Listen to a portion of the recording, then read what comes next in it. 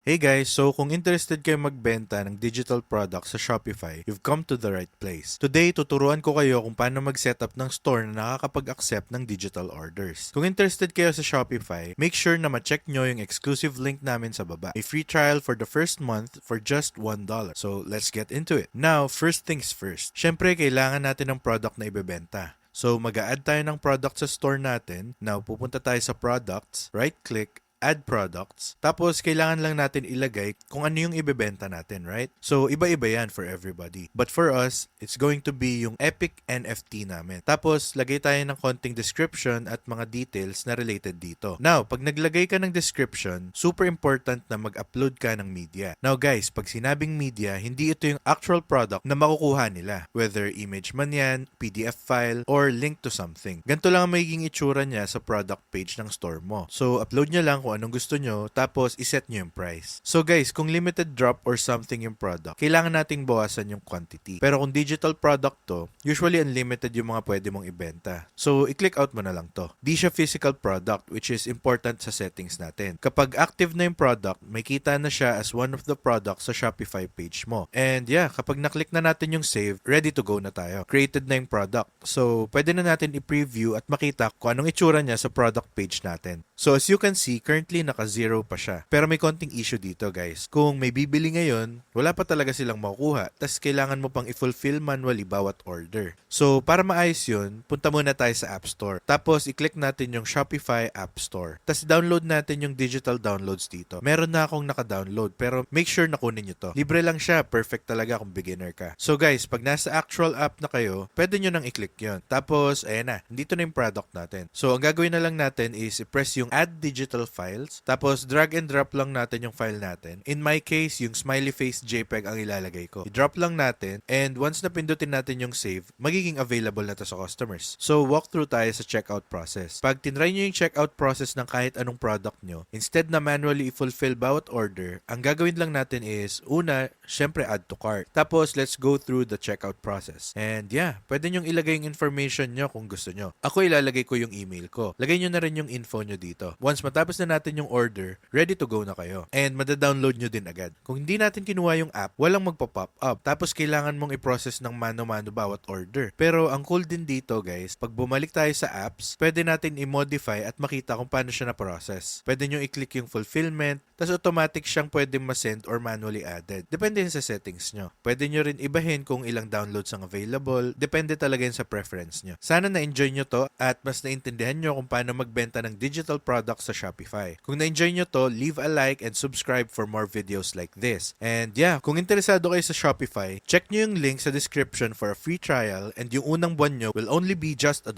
Thank you for watching!